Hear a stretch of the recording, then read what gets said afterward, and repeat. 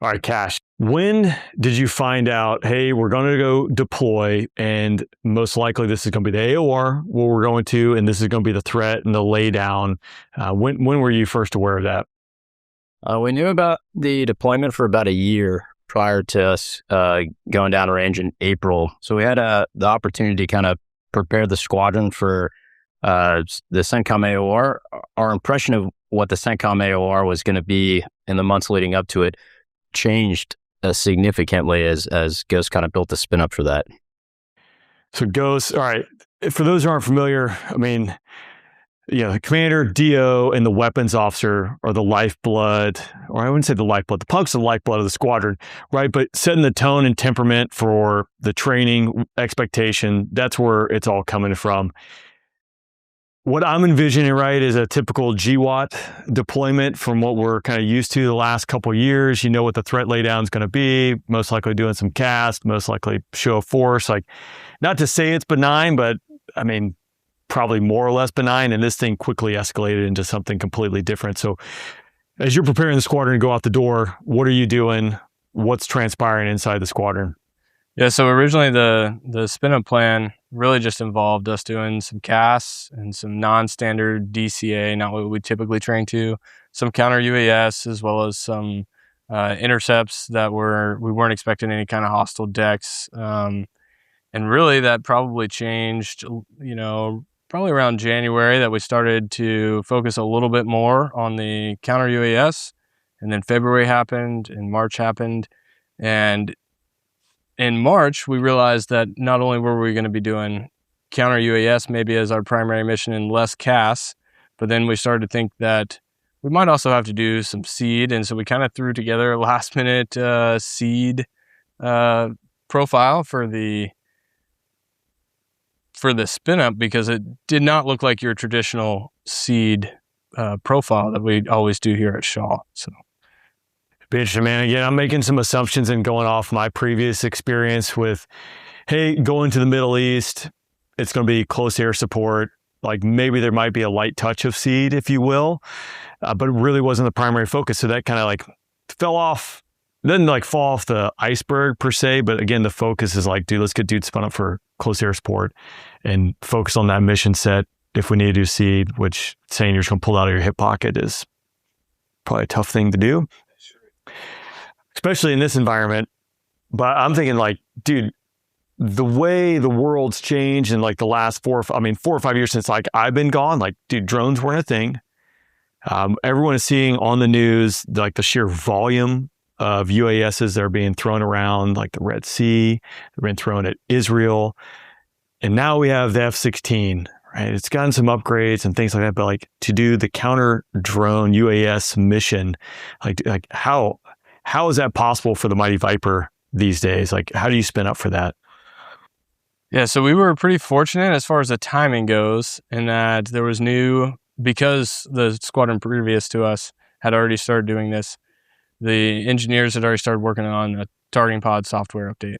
So we got the targeting pod software update just a couple weeks prior to leaving, which allowed us the ability to do rocket attacks, single ship, which was a pretty big game changer to not shoot 9Xs at drones that cost like $30,000. Slightly cheaper. So anyways, we got to train with that, and then we brought that software with us when we showed up for the squadron that was out there. And I think that helped us a lot for that specific mission set to actually have the ability to train to that prior to just having it loaded up on your jet in combat and then kind of just figuring it out for the first time when something was out there. But yeah, I don't know. You got Cash comments? We also had the benefit of the 488th was a squadron that we were supposed to take over for. And, those guys have been doing a ton of work. So we started looking at like the number of drones that those guys are shooting down. It's like over 100 drones that they've shot down in their deployment. So it was really beneficial to be able to talk to their weapons officers and their pilots, right? Because they knew exactly what these things look like on the radar.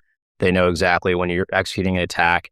Like their weapons officer would be able to review the tapes and be like, that's going to miss before the rockets hit, right? He just really knew exactly what the attack needed to look like, what the requirements were. And that really benefited us for when we first showed up. So, dude, like, walk me through this of like how the game has changed when it comes to the Viper and like executing that mission set over the last 4 or 5 years. I mean, it's been significant, game changer, I think, as far as like being able to go out there and do that and address this threat. How does that come about? How do we do that? Well, the first thing is just getting the new equipment on the jet. So getting the AESA on the F-16 really brought us into the modern age. And then some of the work they've done with the Falco rockets, which really help pump up our numbers and decrease the cost of this. And then the targeting pod, the test community's done a awesome job really getting these out in a really timely manner for us. And then we get the opportunity to kind of practice before we deploy based on the data that's actually coming from the guys that are shooting down the UAVs in the Red Sea. Yeah, it's wild. I mean, again, it's mind-boggling just how fast the battlescape is changing, which, I mean, new technology always seems to do that, right? So, Ghost, as a weapons officer, leading up to the deployment, you're obviously focused on UAS, maybe a touch of SEAD and doing that. What was your mentality going out the door? What was your thought? Like, hey, this is going to be maybe not your typical, again, I hate to use the word typical deployment, but we've kind of grown accustomed to over the last like 20, 25 years. What was going through your mind? Yeah, so initially, I mean, I thought similar to our previous deployments, it was going to be relatively low threat. And so the high threat to us was admin. So we had a really young squadron. I think only 3 of us had done a deployment before. And so I was kind of worried about people's admin, and that's really where I tried to focus. The spin up was just on the basic mission sets that we were going to be tasked to do, and to start thinking about some of those admin for tankers being far away, missed refueling bases being far away. And then that quickly changed, as you know, that this went from being a low threat deployment to a high threat deployment. And at that point, we were like 2 weeks from getting out the door. So there wasn't a lot that we had time to change in our spin up plan. We threw together one sim for people to get familiar with it. And then really it was just relying on the phase prior. Thankfully, we did a CENTCOM AOR for our seed phase just leading up to this. So that was helpful in that situation.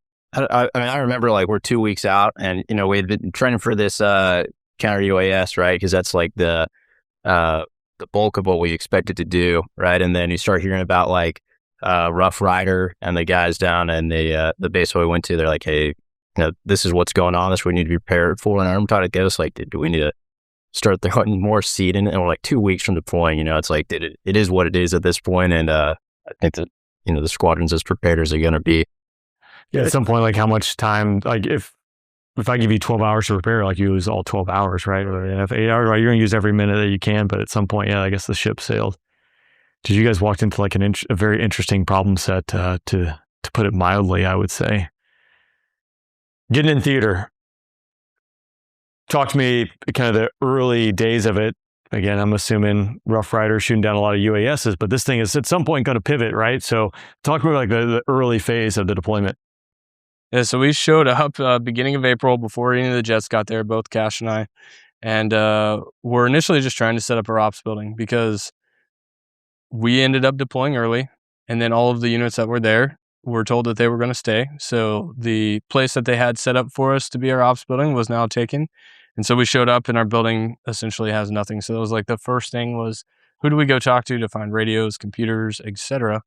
And then I went over and talked to a good friend of mine that happened to be this weapons officer for the F-16s that was there, just to get the lay of the land. We had seen a little bit before we got out there, and it was, we're like, man, it sounds a little crazy. Let's see what's actually going on. And they're deep in the NPC, like every day. It's like Sat Seed at Wick all over again, of just every day they're running an NPC for the next night and then going to fly that night. And so it was like, okay, we need to get jets here and help these guys out. A, because we might need more F-16s for this, and B, these guys are just running like nonstop. And so, I mean, a squadron can only do that so long before you're going to burn people out. Like, what is the point of that? That's going to happen. So that was kind of my initial thoughts. I don't know what Cash's was. Yeah, we're trying to kind of figure out exactly what this deployment now looks like, because it's now totally pivoted to from a relatively low risk execution to, we show up and again, like the guys that are there have just been doing pretty incredible work, and they show us this video, this HUD footage of this one of their wingmen last ditching a missile, this is like the first day that I'm at this base. That totally changes the perspective for what we're there to do. Ghost and I talk, we're like, all right, we need everyone in the squadron to see this video, because this is a total game changer in terms of your perspective. I think that we haven't been challenged in CENTCOM in how many years, so people need to make sure they understand exactly what they're stepping into and strap in each night, ready to go, because this is a pretty interesting scenario we're in. Did you see that mentality pivot? Because again, I'm thinking like my OIR deployment. We had, ISIS captured a couple AAAs, Zeus's, and we're shooting at people, a couple man pads, right? Not to like scoff that, but again, up from that point too, like it had really been a lull for like a decade plus, where again, uncontested, and that's still relatively uncontested. But you're like, dude, not that you get lazy, but maybe like a little bit of complacency, like I don't have to worry about this. To me, obviously that definitely amps it up a little bit. I think the squadron kind of mimics the leadership, right? So, the weapons officer from Ghost over here is, he was serious going into this. Like, no matter what we were doing, it was going to be, pretty serious business. So I think that the squadron kind of took after you in that respect. And, I don't necessarily think that there was a change, because I think everyone showed up ready to execute and do their work. But I think that you can see, it's very serious work. You can kind of see that people are a little more somber about it, knowing that, people are getting shot at. I want to know about shooting down UASs. Like, I imagine the challenge that comes with that has to be fairly great. I mean, it's a small little object out there. Again, Viper, day VFR fighter, born, and now it's just kind of grown up through all these technological evolutions. But we're talking Rough Rider, UASs, and that type of defense. Dive into it a little bit, like give me a high level view of some of the complexities that go along with that. I'd say the biggest concern that I had for our squadron showing up was a lot of these UASs were low, less than 1,000 feet.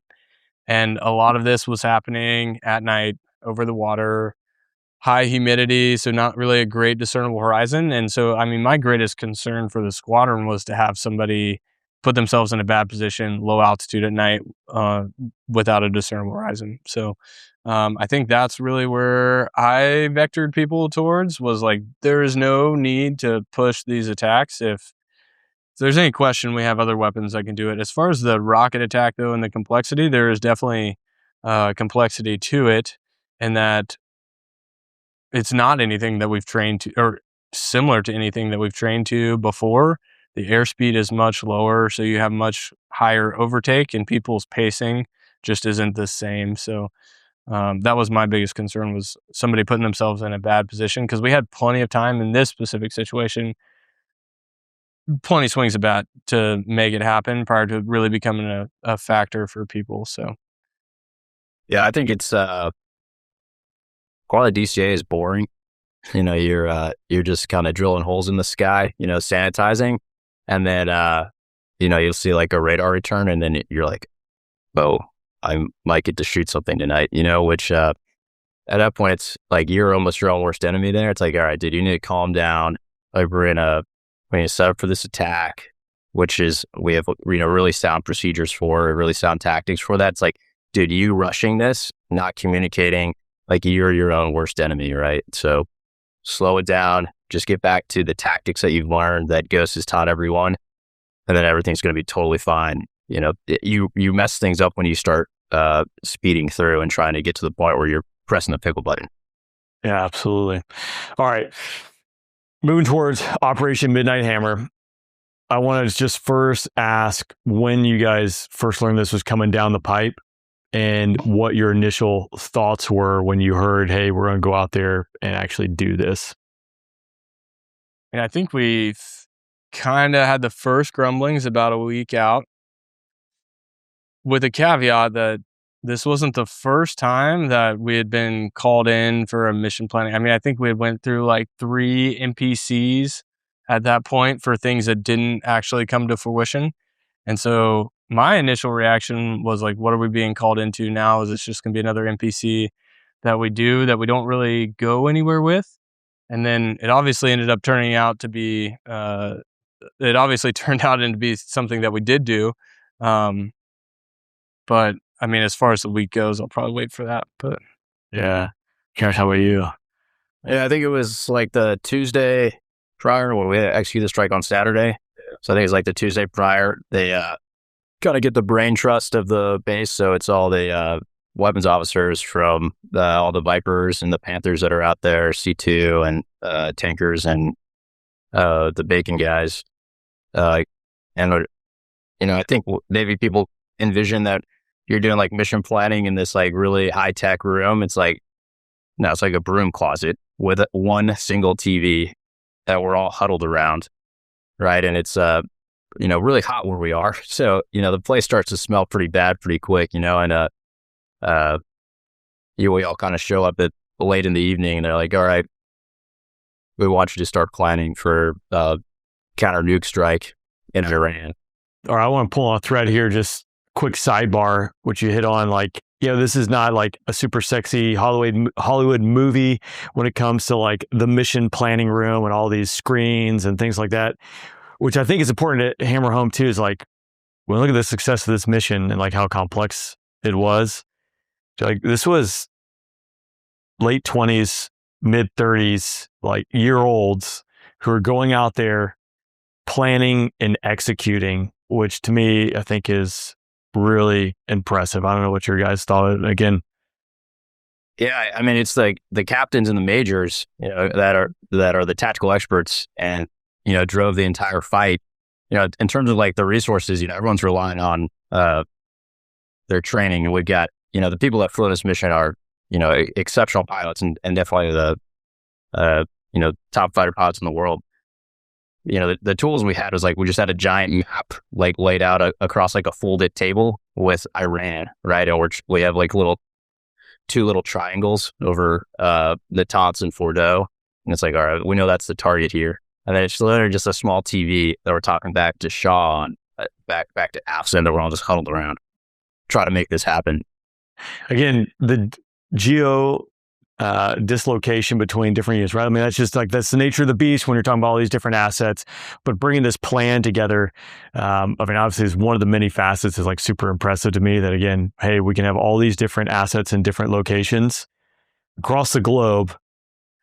We can develop a game plan and then execute it like to the second. Like that to me, like that speaks volume of the American military and the might that, hey, we can throw at it if need be. Like, again, pretty impressive. And I would say that I was more impressed with the specific individuals, just given all of the flail that I don't think anybody really expects to happen for a mission of this size.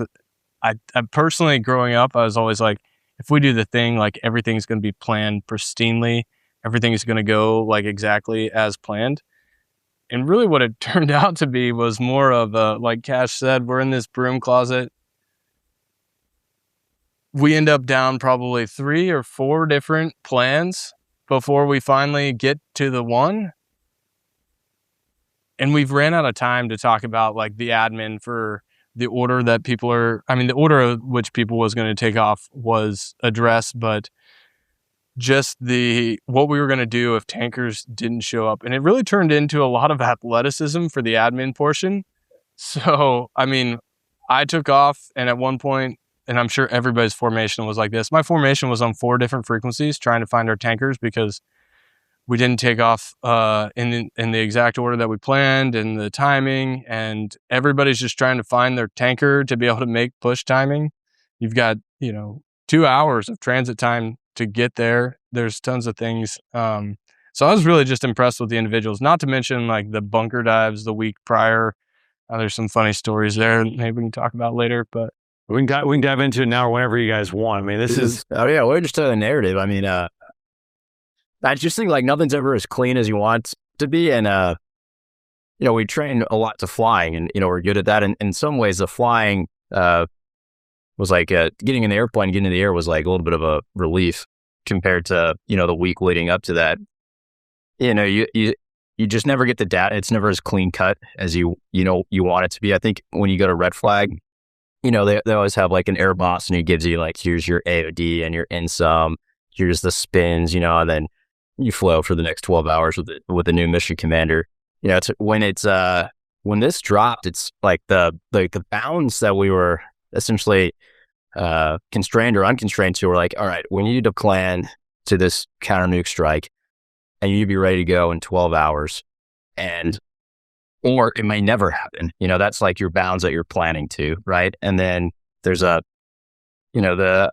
Iranians are going to respond, right? They're going to do something. We don't really know what their response is going to be, but you also need a plan to that response, right? So you're running like simultaneous MPCs that are, going, totally different mission sets. And then at the same time, it's not like ops stops, right? Like there's still all these fighter squadrons that you have to make sure that they're on their right alert status, that they're manning the right DCA caps. So you're running like, what is the day-to-day ops? At the same time, you're looking at these two, major combat operations that we talked about before, but now it's like we're actually planning to this, and it's a very challenging problem to make sure you can wrap your brain around it and get the due diligence that it deserves. Yeah, I mean, maybe the best way to do this, right, is, I mean, I would love for you guys to take the format and tell your story of what transpired, right? And maybe if it is starting a week out and backing up, and I can just inject, as I'm sure I'll have questions. But I mean, again, this thing drops, you got the balance of, hey, it's a go to it's never going to happen. What's transpiring through this week up until the moment it's go time, and then maybe we can jump into the cockpit after that and like walk through that and the thoughts. Yeah, we totally do that. I mean, I think it all started off, probably to start the week off right, was we got word that additional squadrons were coming into town.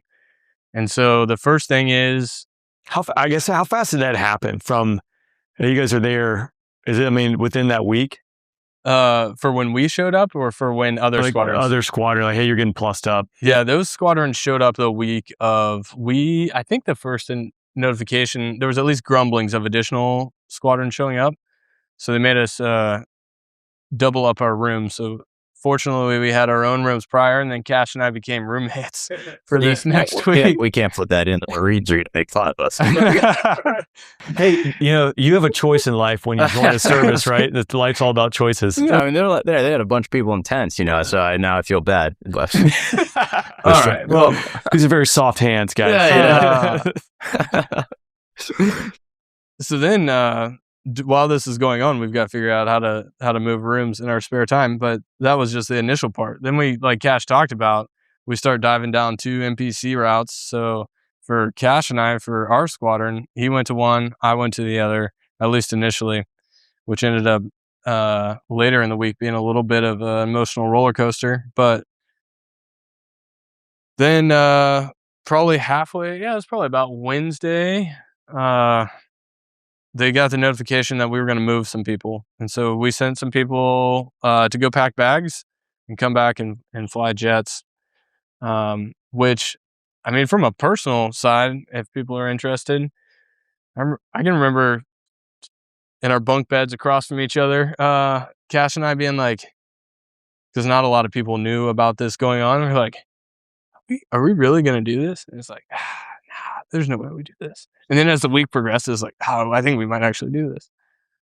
But, gosh, are we going to do that? Whispering to each other. But yeah, I mean, that circle had to be pretty small, right?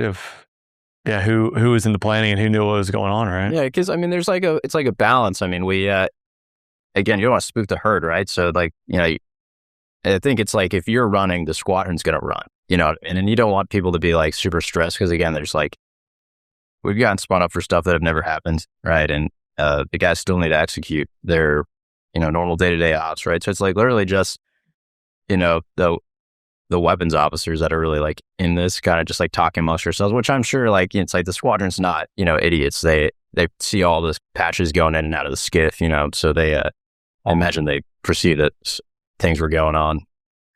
My perception of the planning is it just, there's so many variables, like so much uncertainty. We talked about like the timing constraints. The plan that we come up with today is, very different than if we have weeks with this, right? We didn't have weeks with it. And then, the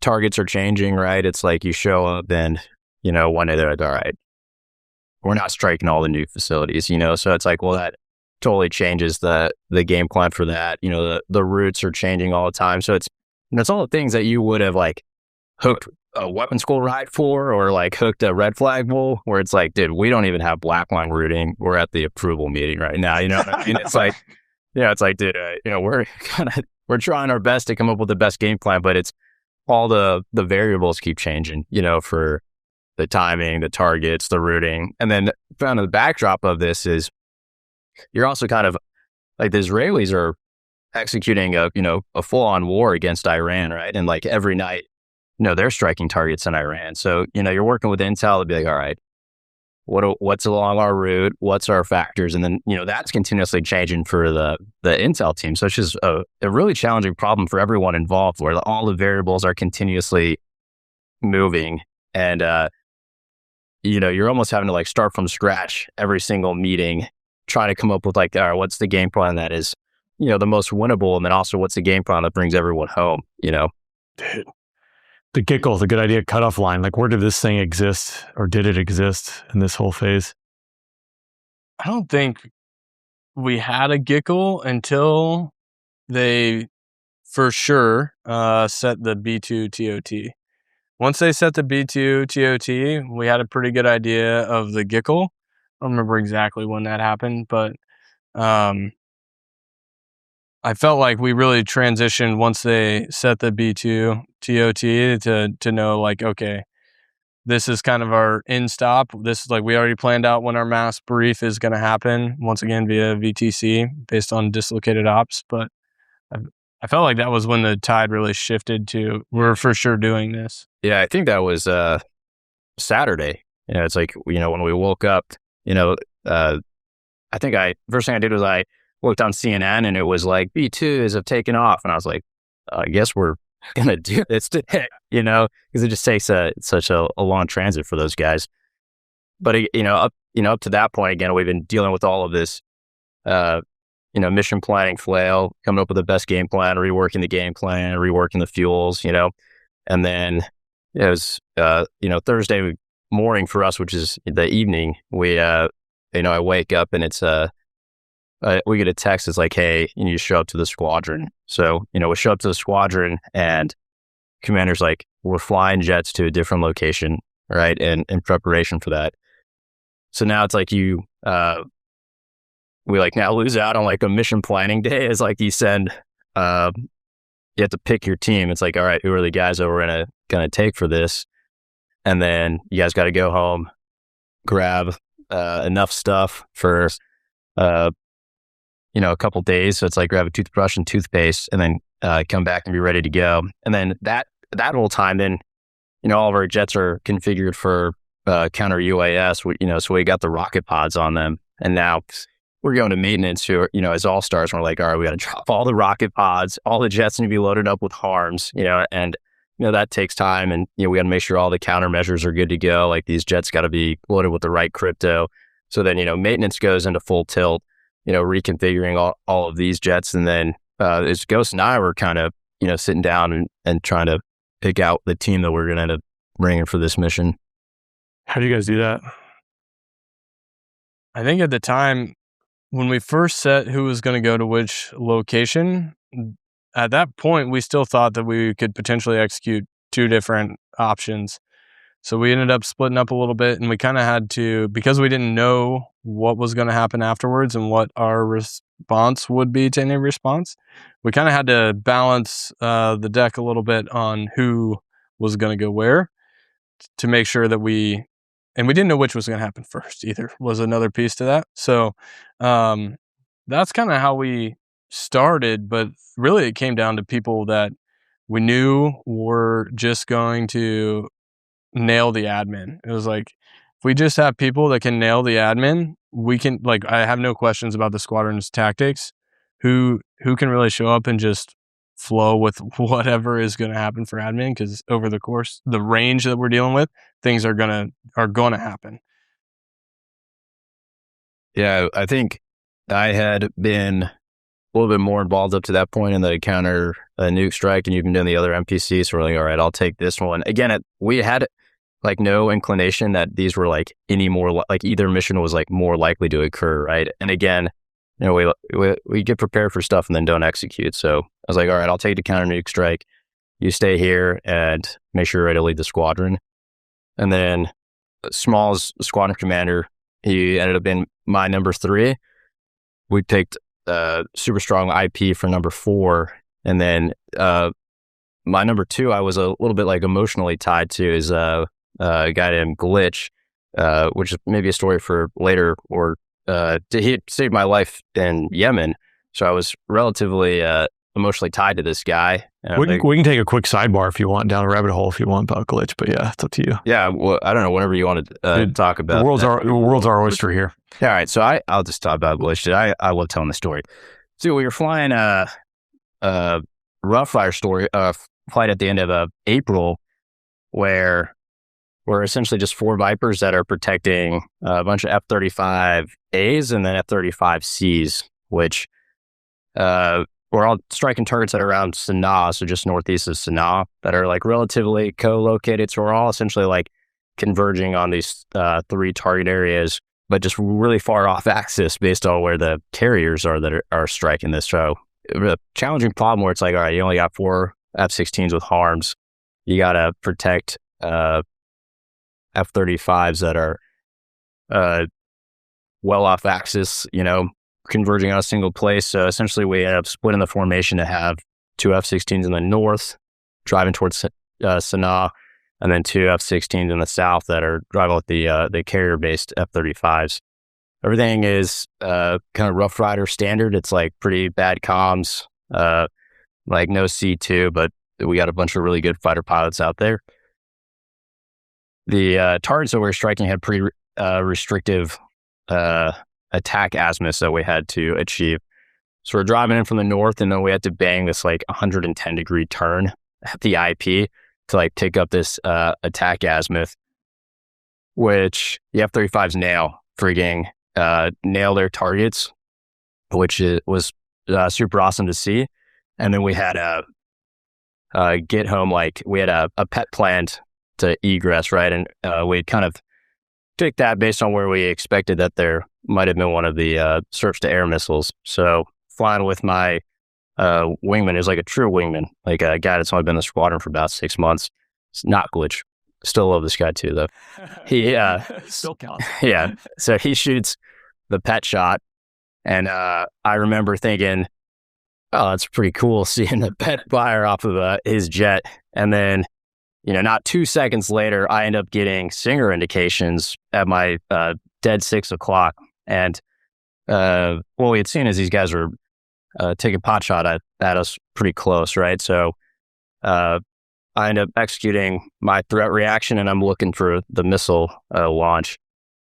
Within about 3 seconds, me get Singer indications, and I call defending. Within 3 seconds of getting the Singer indications, Glitch, who's in that F-16 formation that's converging on those targets from the south, he picks up the emissions from that SAM, which ends up being like 5 miles behind me, and he calls attacking. And like 8 seconds later, he ends up shooting 2 arms at this SAM, which I don't know if we could do any better than that. You know, it's like textbook, like sees it, shoots it twice, right? And 40 seconds later, the SAM turns off there. We end up degressing, below Bingo to the north. But I was emotionally attached to this guy who, defensively shot the SAM. So I don't know if he was pleased at the time, and I was like, "Hey, dude, you're going to Iran with me," But dude, he is a really good wingman, and but really stand-up act. Dude, that's solid. Yeah, I can see the emotional attachment where that might come from there. So that's spicy. All right, so kind of working through the lineup as far as obviously solid admin, and this is going to be, but obviously you're dealing with geo location or separated geolocations, running NPCs, running the game plan.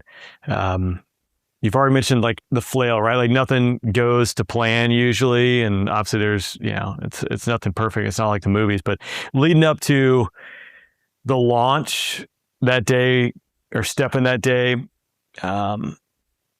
What's the mentality? I mean, are you guys thinking like this might not work out well for us? Like maybe not everyone's coming home, or like, hey, this game plan's solid. What's going through your minds?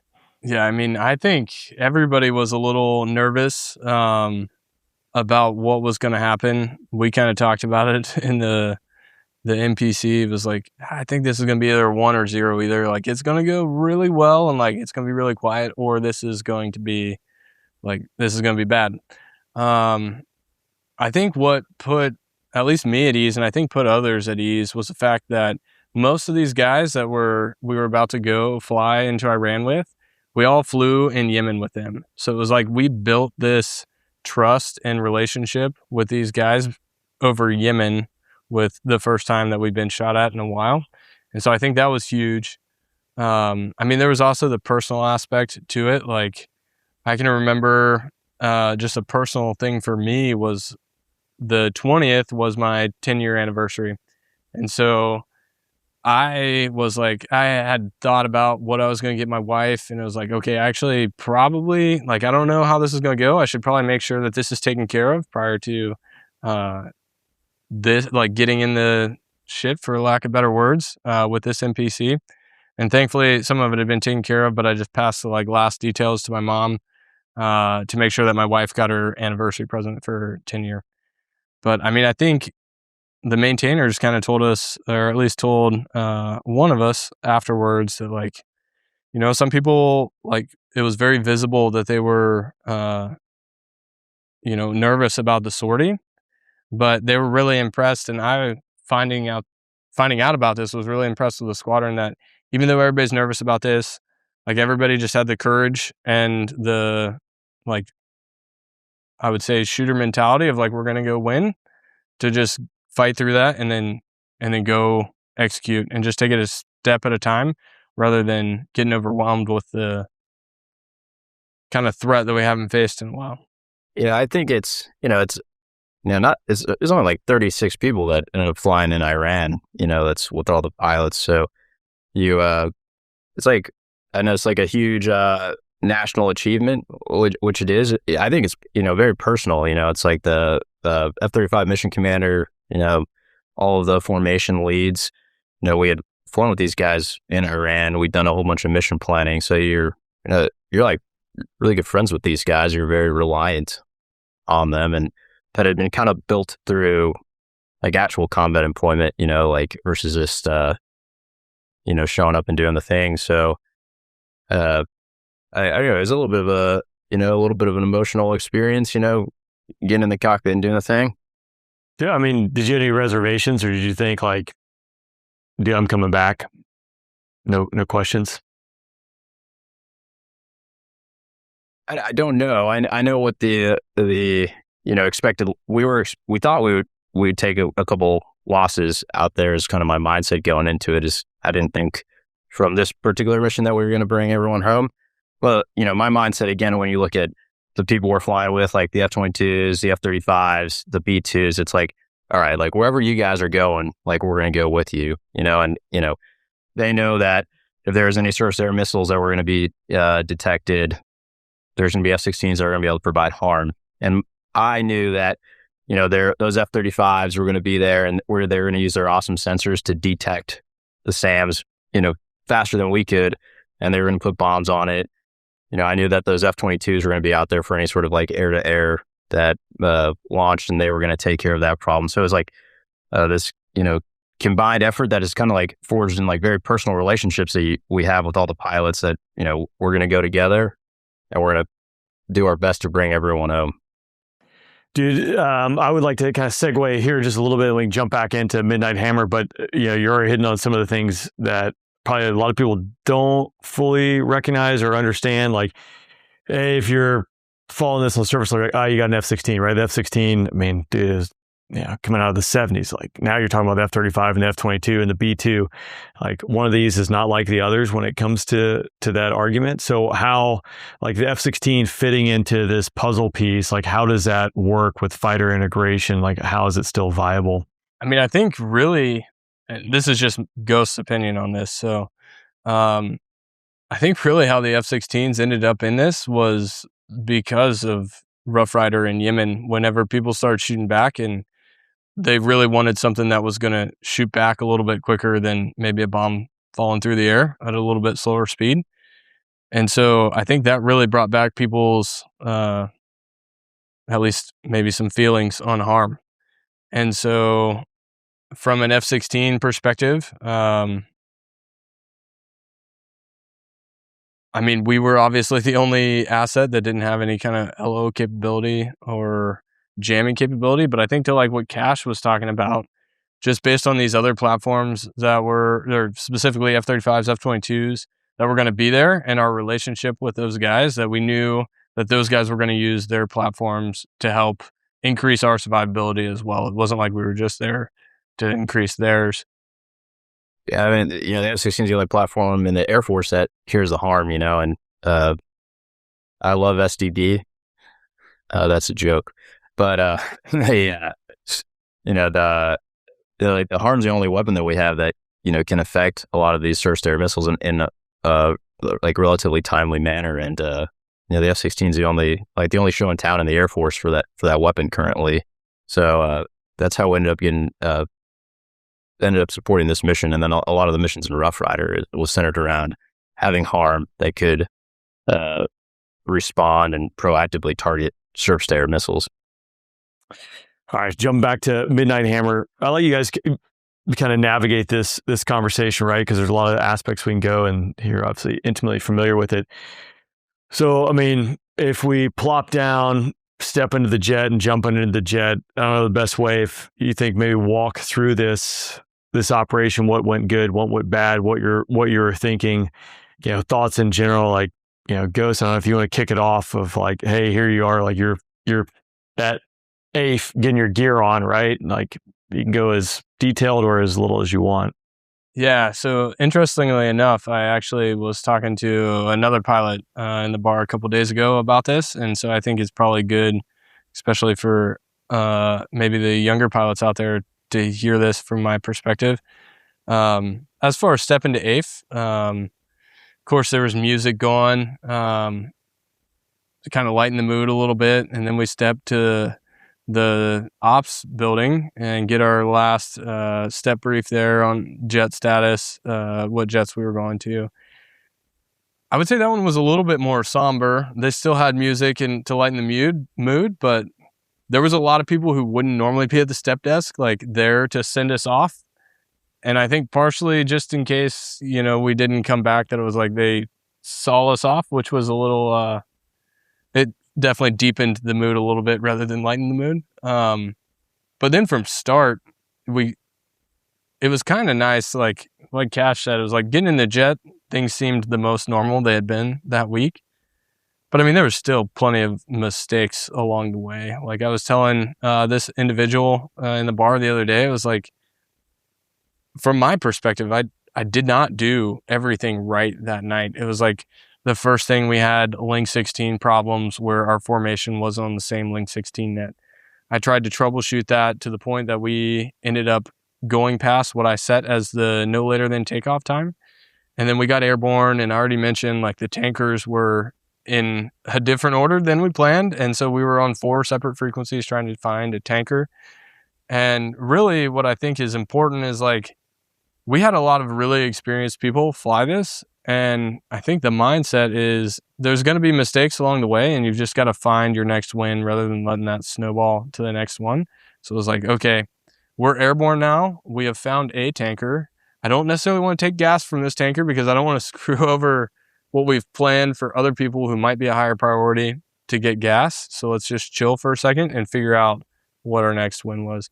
So then I start calling up the timing to make it to our push point, whether or not we're going to be late or early. And it was like, cool, we're going to be 2 minutes early. We're not going to have any time in the marshal, but at least we're not late so far.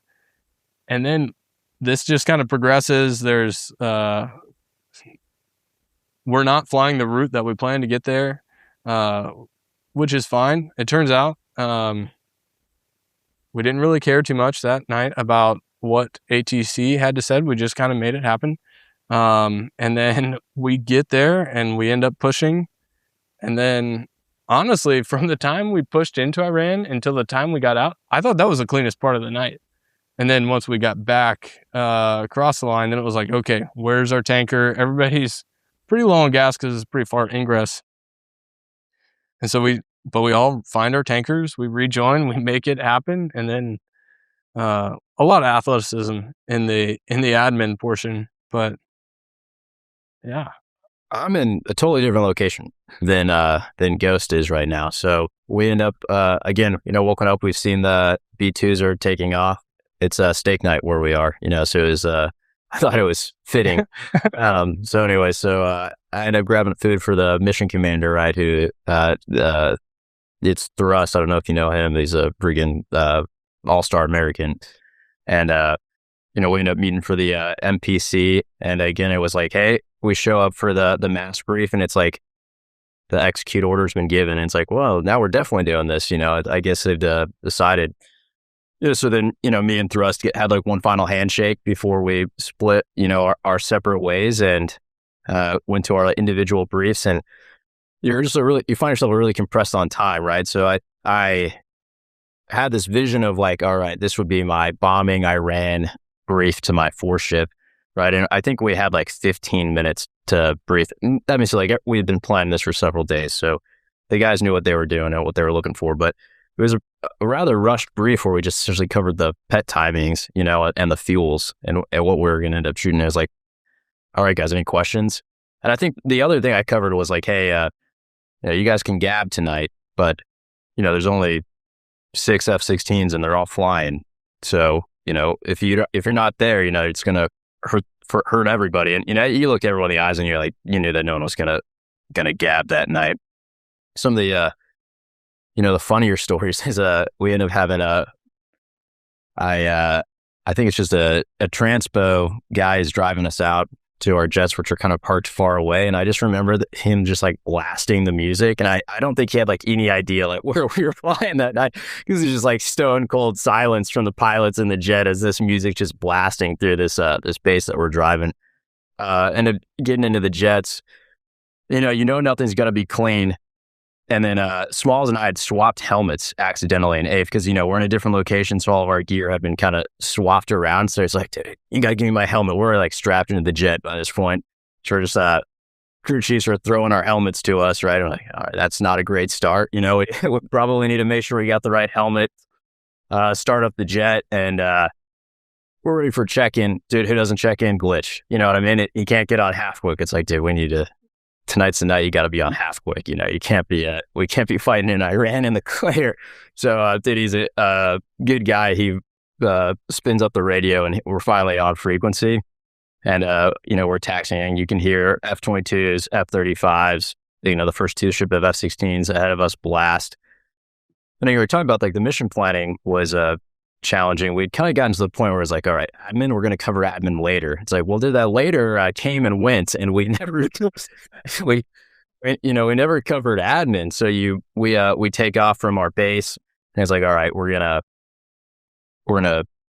fly northeast is where we're gonna fly. It's like that's like the extent of like our admin briefs, and do end up checking in with Kingpin, and it's like the voice of God over the radio is to the controller that night.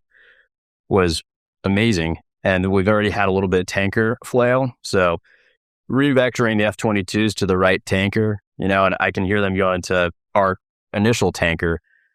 And then they check in and they're like, old one, your new tanker is, and the bra, and it's, 40 miles off my nose. And then they start passing like it's on this secure frequency. And I'm like, dude, this is like all-star act. It's like, we've got a new tanker. He's passing me the boom frequency, which, you start alleviating some of the stressors from like, dude, where am I going to get gas? Where's the tanker? So I speak pretty highly of the controllers that night. They did an awesome job. We ended up grabbing on the tanker, and then they're dragging us up to our push point, which is, the tankers are awesome. Again, we had built these relationships with the tanker guys in Rough Rider. They pushed in multiple times and grabbed us when we were below bingo for threat reactions. That night they dragged us all the way up to the border of Iran, and it was like over a 300-mile ingress to our caps. So everyone's cycling to the tanker continuously. It's like, dude, every single pound of fuel that we can get, we're gonna grab off these tankers before we push, and you can see on the link the F-35s are sweeping the lane ahead of us. They start pushing into Iran. It's like, all right, we're gonna do this. So I thought the athleticism from everybody, considering we had pretty minimal coverage of what our admin was going to look like that night, was pretty incredible that all the fighters got on to tankers, got their gas, and making it to the push point on time. Like, no Rolexes, no flail. The comm was quiet, like relatively quiet, and then start pushing into Iran. Cash just reminded me of a couple of things if I can pile on there. Back to things not starting off very well and troubleshooting things on the ground. We get to the end of runway, and because of the sensitivity of this, nobody could coordinate with our host country to let us know that we're about to blast some jets off to go do this thing. So everything was kind of last minute for filing any kind of flight plan or whatever.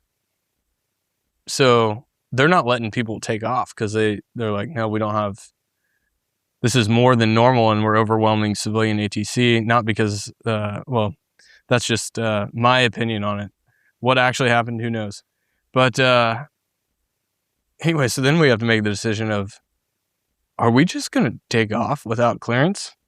And so to what Cash was saying about the tankers being homies, it was like, okay, we're going to take off without clearance. And I was like, man, I hope that everybody else is on board with this game plan, because without these tankers, we're not going to make it there.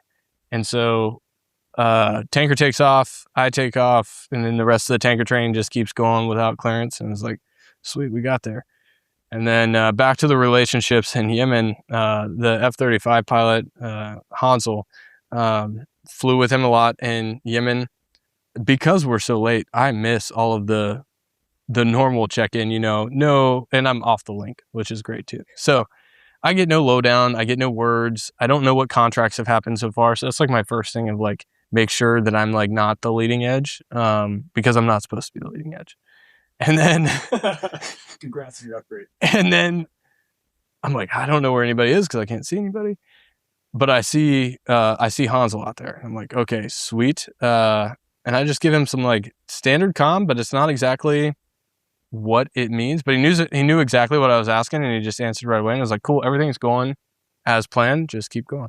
So I thought that was pretty cool from like the just relationship of knowing like, I don't know, there's just a lot of trust there because we've been there together before, that everything's fine. Dude, I think too, for those, like the taking off without clearance, right? Like as you've kind of said it, we've moved past it, but like how significant of a thing that is, where like if the tankers weren't on board, like, hey, we're going to blast, like we're going to make this happen, right? Like we all know like how that plays out. If someone decides you're like in the wrong, right? Like mission's going to happen, be an athlete, do what you need to get done. But like that could have been a huge just roadblock to people who weren't willing to hang it out there just from like step one, I think. Yeah. I mean, I don't remember how many tankers hadn't taken off at that point, but there was a lot of gas sitting on the runway. Yeah. That I don't we would not have gotten all the fighters out there that we planned on had those guys not taken off without clearance. Golf clap. Yeah. I mean, that's pretty impressive, and I think, again, you talk about the relationships. It's like we're all in this together. These guys are gonna, if Ghost is taking off, it's like all the tankers are gonna take off, all the F-35s. It's like we all know each other. It's not just like a random F-35 pilot. It's like, dude, that's Hansel. We flew over Yemen together and done some pretty, crazy stuff. So again, it's like very personal, very like relationship built that night for what we're going to end up executing. All right, making it to the Marshall, really like obviously working through a lot of challenges, a lot of like hiccups, right? Maybe they seem like minor problems, but they snowball. Again, you got to be an athlete to overcome them. But like walk me up to like showing up to the Marshall, like what's transpiring shortly thereafter. I don't think we marshaled much. So the fuel was like the waypoint. We all took off to get to that point. I think we took a lap. We took one lap, but just the way our formations, the plan was, the initial wave of F-35s were going to be pretty significantly in front of the first F-16s that entered the lane. So we get to that point, and the F-35s had already started pushing into Iran. So we took one turn cold, topped off the fuel to the most that we could get, and then I remember us breaking free from our tanker and then turning to the east and driving into Iran. But there wasn't any like traditional like marshal like you see, in that red flag, you have all these fighters just like stacked up, marshaling, ready, waiting for the push. It's like, dude, the timing for this was already set. We knew when the B-2s were going to be over target, and we took off pretty close to the time that we needed to be at that point to push. So there wasn't a ton of slop available in this. I know Ghost was a little bit late, but everyone else was on time. Yeah. So showing up to the waypoint rather than the Marshall, like I said, my formation was a little. I was actually kind of a unique formation because I think there might have been two out there that had a mixed squadron formation. So I had myself and another shooter pilot, and then I had two 480th pilots that. One of them, I was actually in the shooters the first time I was with. So it was all close relationships. It really didn't matter what squadron patch you were wearing. But anyways, a lot of talent in that formation. And so they're getting some messages that I am not getting, and we're just piecing this together as a four ship. We ended up pushing as 2+2 just based off of how we got gas there at the end. But like I said earlier, when I was talking about asking Hansel for information, my essay initially was pretty low getting there because, like Cash said, I was a little bit late, and I'm trying to make my push timing, so I'm going to alter the route a little bit.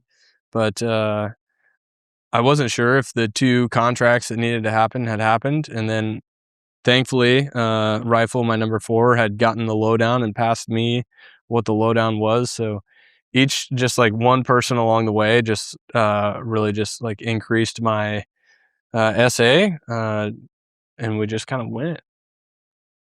I don't know.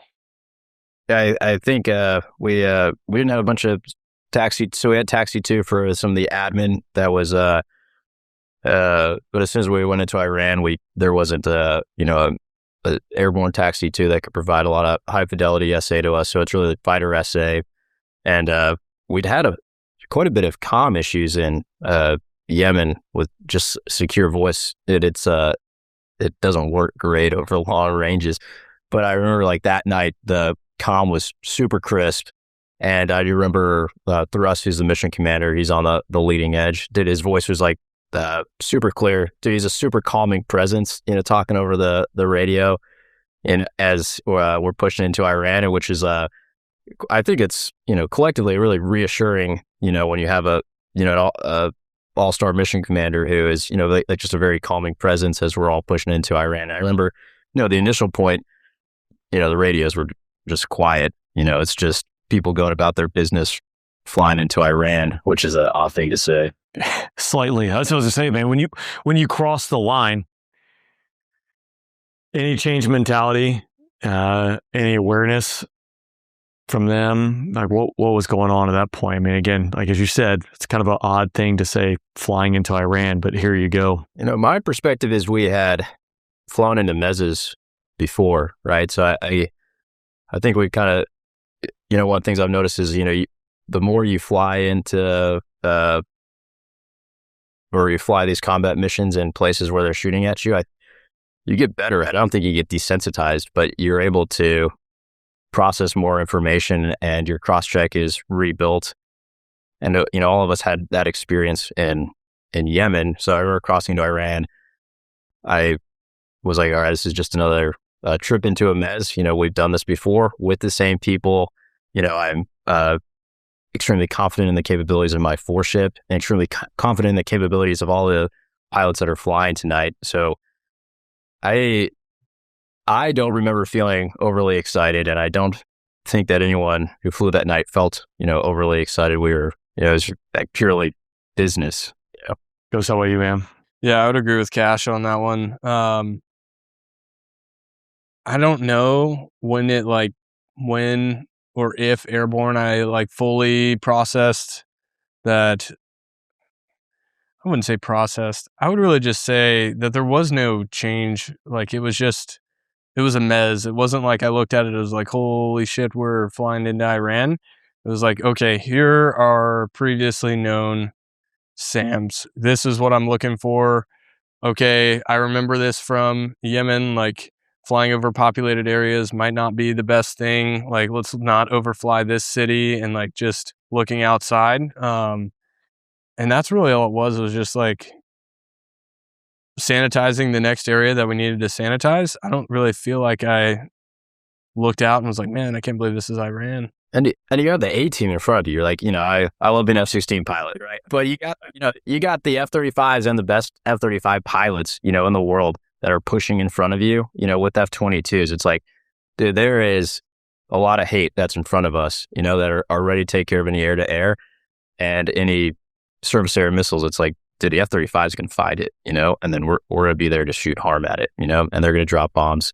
You have a lot of confidence in the capabilities of America and the team. I felt pretty good about what we were doing. Yeah, it's wild to think again.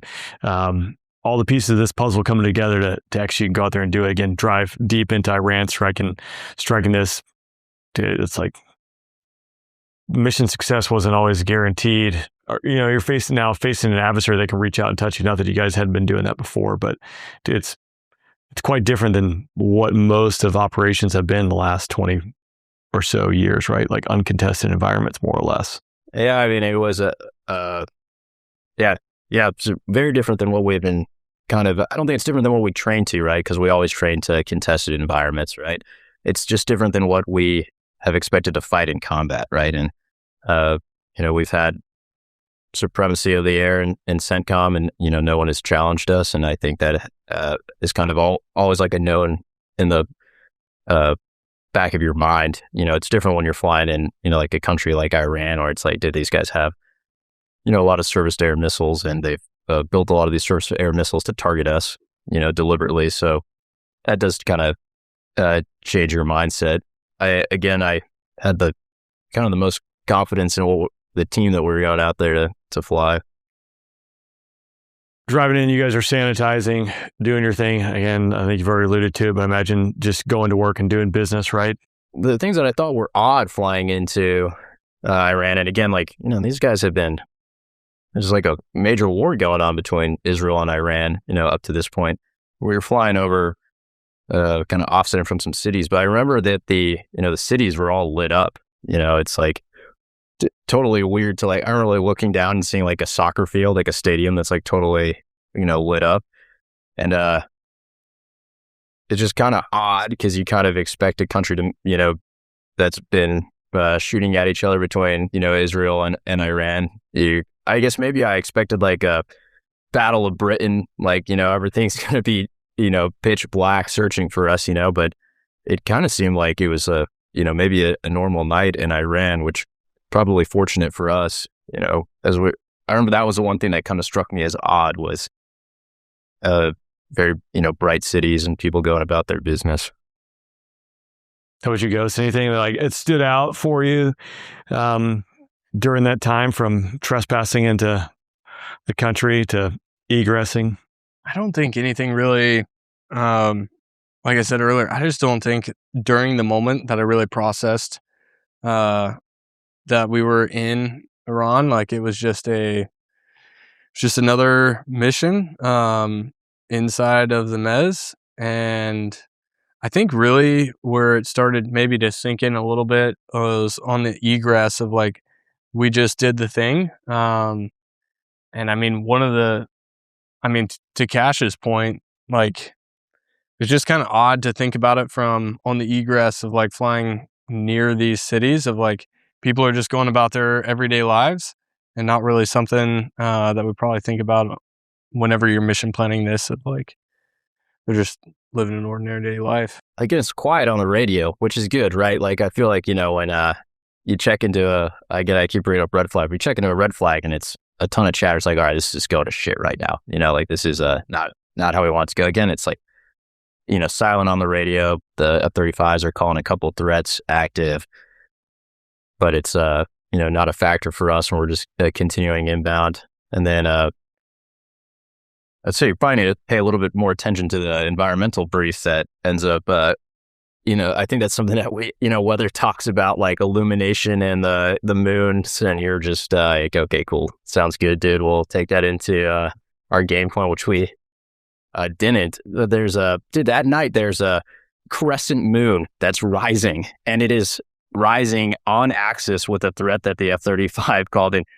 I swear, like I'm looking at this thing, you start to see like peak over the horizon, and you're like, all right, what is that over there? Because it's like zero line of sight, just like the slimmest corner of the moon starting to rise. You're like, all right, what's going on right now? Like I don't see any emissions on my head. There's no RWR spike right now. Like what's going on? This thing just keeps rising, and I swear to God, it looks like a missile launch. It looks like a freak. And I know everyone in the formation's looking at this thing like, oh, what is that? Or they, and then there, my wingman's like, Sam for this moon, right? And then it's like, it's probably 5.5 seconds later, then it's like you start to see like the discoloration of the moon, and everyone's like, oh, that guy's fucking moon right now, and it's like, just disregard, and then it's just back to, radio silence as we continue it inbound, which is quite humorous now. I think at the time, all of us were like, I think we should call the Sam for the moon, which is, I remember still kind of chuckling to myself in the jet, which again is out of place for what we're doing, but yeah, it's still a long drive. We have 300 miles to our cap, a lot of fuel. We're all mill power the entire time, right? We're not conserving any fuel. And then we get to our cap, and, we're nailing the timing, and that point we just started going to work, which is for us is shooting our pet shots, so all of us, we're shooting, our plan was like, 15 plus pets that night. So you start to see F-16s just start shooting their harms into all the locations that we suspected that there might be SAMs to protect our B-2s, which I think was a pretty cool sight to see. Oh, yeah, I would imagine it was a pretty cool sight to see. Pretty impressive. It had to be from the cockpit for sure. And again, like you talk about like the confidence of like, previous like combat work, it's like every single person in my formation, I think every person in your formation, had shot multiple harms, in combat prior to this point. So again, I think you start taking out some of the like emotional aspects. It's like, all right, dude, this is your fifth harm that you're shooting in combat, and same thing for my wingman. So everyone just starts shooting these things, and it's pretty cool sight to see. Yeah. I would imagine just like an eye-watering sight to see to begin with. But you do that, man. Like now you punch the doorbell. Everyone knows for sure you're there and this is going on. Did anything change in the environment at that point or shortly thereafter? I didn't really feel like anything changed in the environment. Oddly enough, because the comms were kind of crappy with Taxi 2, I did think in the moment and when we got back that we got some guard calls. But it turns out that was just how bad the comm was with our Taxi 2, that it wasn't actually guard calls. But no, nothing really changed in the environment on the way home. It was pretty quiet on the way home too. The B-2s are, executing probably like one of the most incredible feats of like weaponeering, that the world's ever seen, and they nail it. Those guys crush it. Well, not in the target area for a super prolonged amount of time, and it's Miller time. Just kind of like a surreal thing to hear. It's like, dude, we've done the thing, and now we're gonna go home. I do remember at that point not feeling great because we had shot all our harms. So now it's like we have 325 miles to go, and it's like, we did the thing. We got the B-2s to the target. Like, that's our job. It is a long drive home over Iran, with no harms at this point, and again, we've got all the, F-35s, and, everyone's hunting for whatever surface to air missile that turns on. But I remember not feeling super great at that point, just knowing that, we're far away from home. Yeah. But Nick, I mean, if you could have brought more jets, I assume you would have brought more jets to cover the egress, have more harms available, but is that not a thing? So my formation still had some harms left. So I was feeling pretty good in my formation.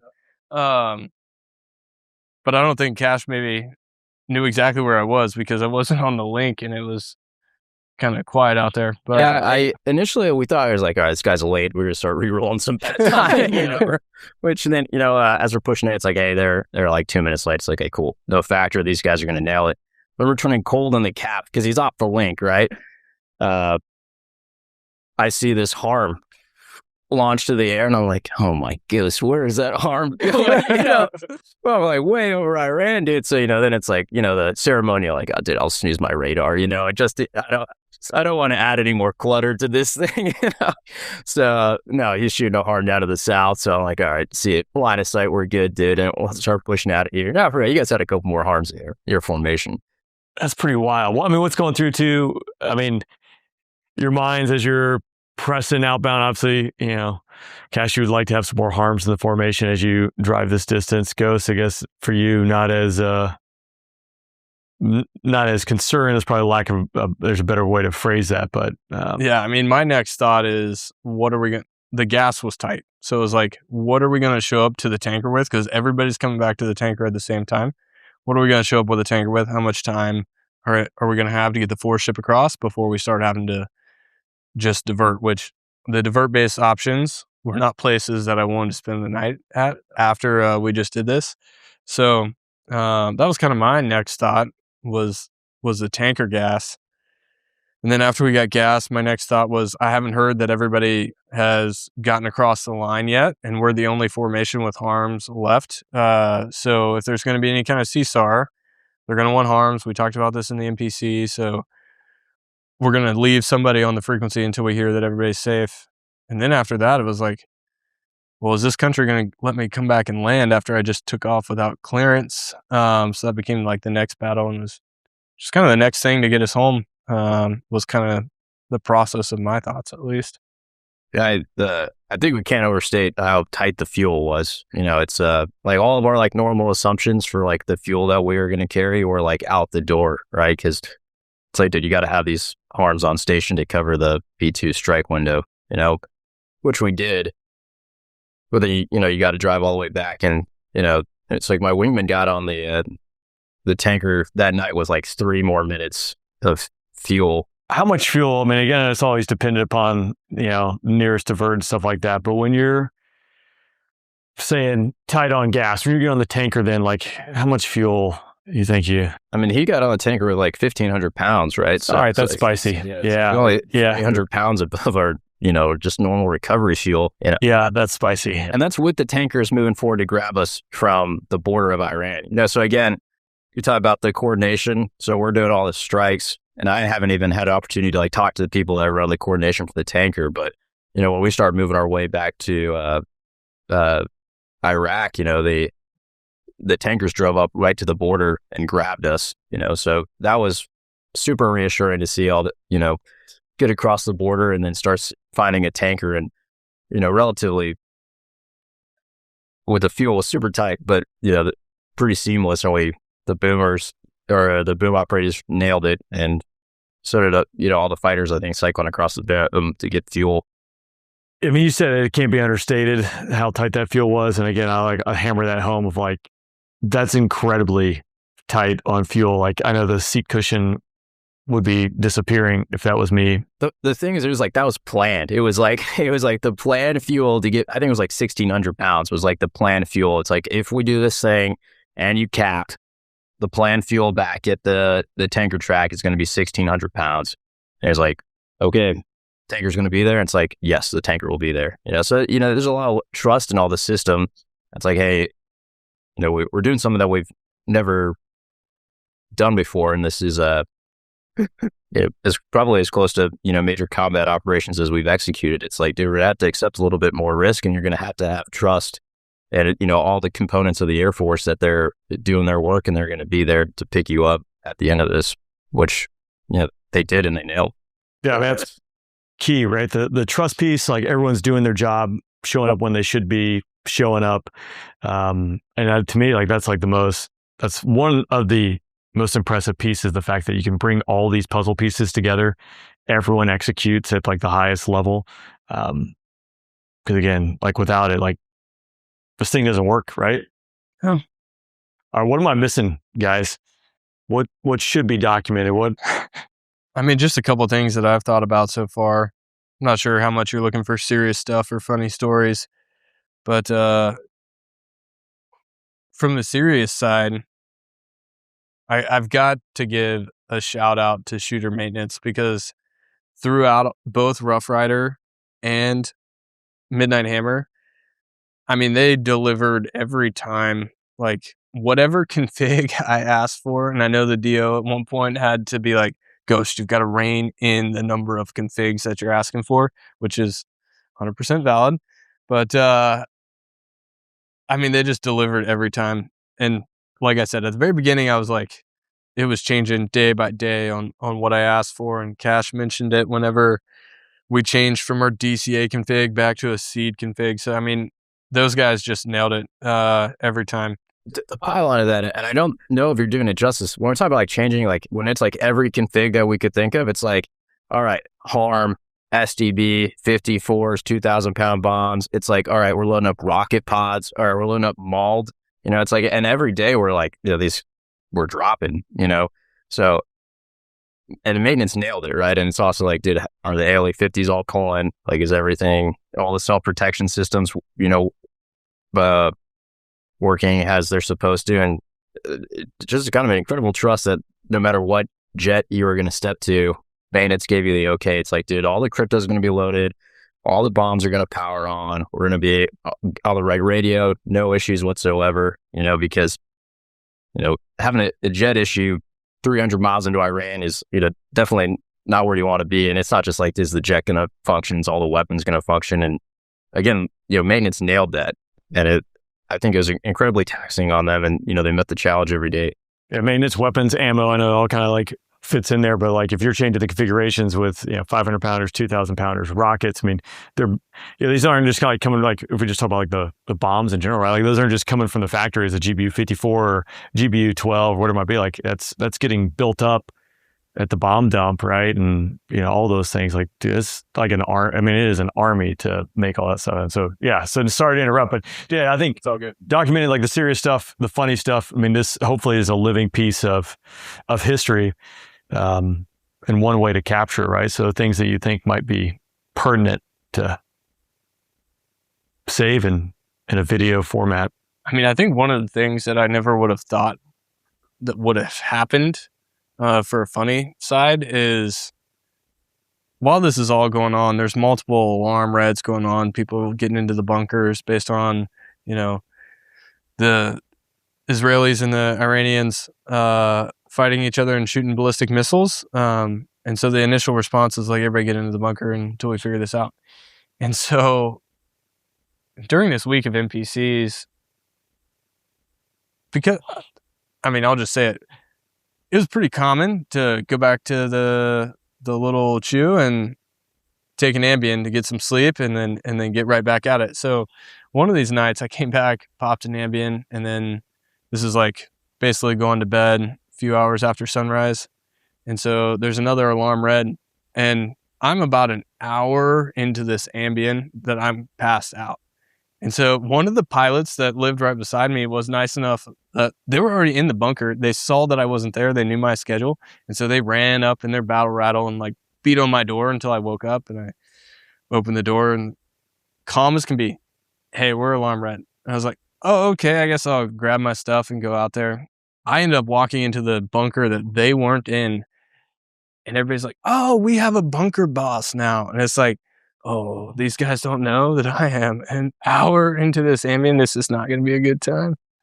Dude, I didn't even think about that. I mean, like Ambien and Go pills, like that is a normal deal, especially like changing these sleep cycles and stuff. Like I know how my body reacts to Ambien. Like if you woke me up like 2 hours into it, like you're on Mr. Magoo's magic carpet ride at that point. Like there's no telling. It's spicy. I think the only funny story that I have is, we show up at this new base, which is also crowded, and so it's like we land, I think flown up at like 3 a.m. So we get there and the sun starts to rise and we're like trying to check in to figure out where we're going to live. And the Marines will make fun of me. There's no choose available. So they got like, I think it's like 18 pilots or so. And they're like, all right, you're going to go to this tent, right? Which is like way kind of off in the like outskirts of the base perimeter. Well, we're like checking in. The base goes alarm red. So then it's like, we're like bunker diving with like none of our gear. It's like, I don't even know what we're doing right now.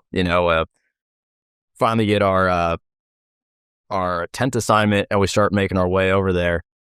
And there's someone squatting in the tent. It's like this empty tent. We like open the door and she's baffled, that like now people are like moving to this tent. So we had to like, kick this poor airman out of this tent and get her to a different location. We're super exhausted by this point. I think we'd been up, for close to a full day. And then we realized dude, the tent has no AC. The sun is rising. It is now like 115 degrees out, which now that you brought up drugs, it's like, all right, we'll just take an Ambien. We're going to deal with this in 8 hours, right? Well, it's like, dude, it's like 118 degrees out. It's like, I don't care how much Ambien you take. You're not sleeping through this, right? So, I'm like waking up, just dripping.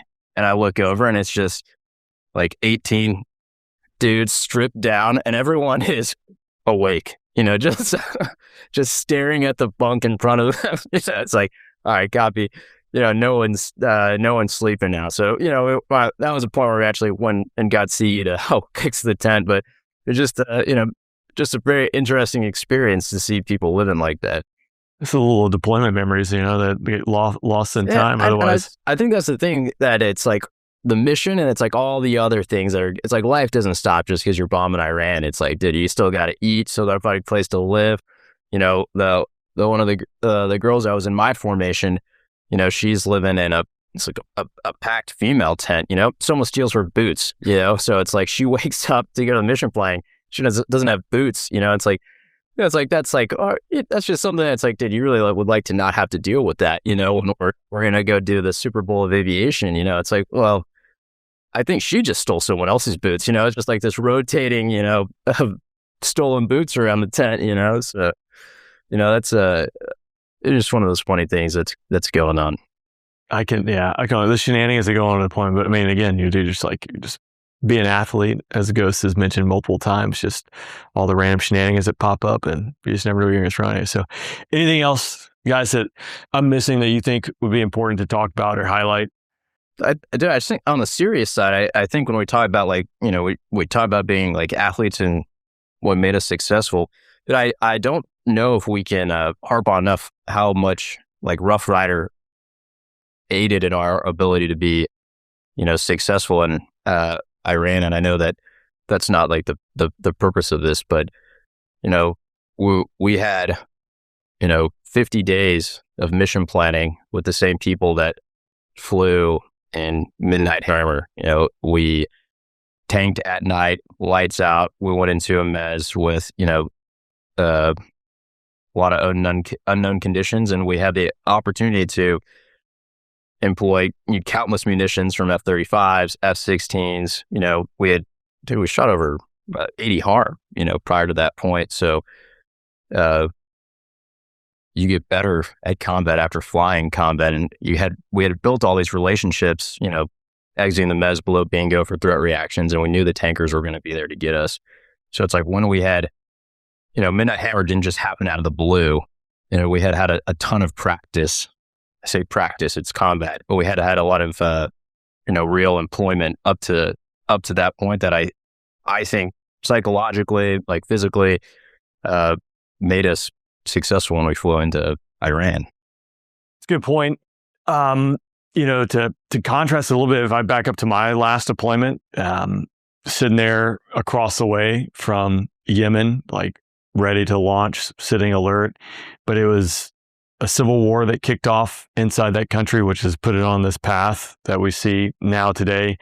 But there was the threats and the things we were talking about at that time, nowhere near what you guys, it doesn't even come close to what you guys were talking about, right? It was a bunch of rebels, civil war, infighting, insurgency.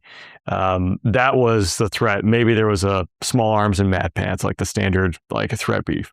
But as you see, like over the last decade, how that has like changed and evolved to you threat reacting and your wingman shooting harms into something that's shooting at you. That's 180 degrees out, more or less, maybe 177 degrees out from my experience operating in that region, which is wild to see.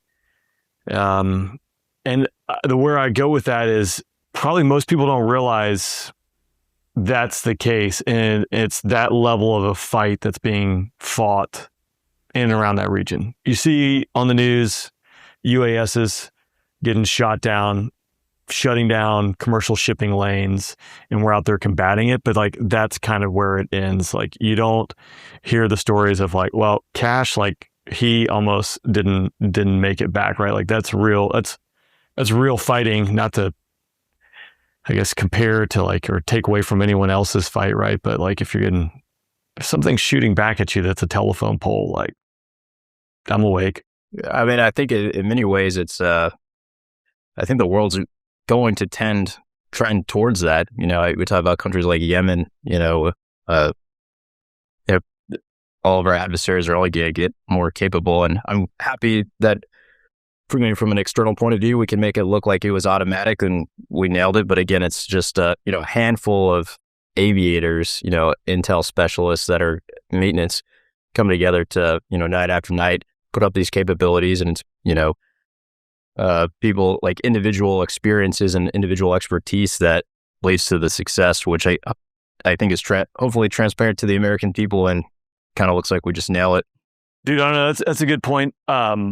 I'm sure you guys are keenly aware, like you hear the news, like you'll hear like the military that's not necessarily not spoken highly of, right? But like people will question the capability of our military today because we're focused on random initiative here. I've always countered that, right? Is because I still have buddies who are doing this, like meeting you guys and talking to you is like, my answer to that always is, do I know a lot of the guys, if the flag goes up, who are there to like answer the call and go out there and like solve complex problems?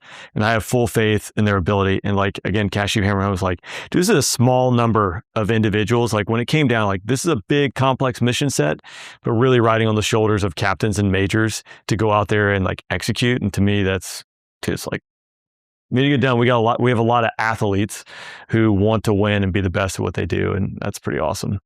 Parting shots. I got nothing. That's it. Awesome. Gents, I appreciate you joining me, sharing a little bit of your story, man. Both of you guys, because it's been awesome to hear a little bit about this. And again, thanks for taking the time. Thanks for what you do. Yeah, thanks, Ray. I appreciate it. Absolutely.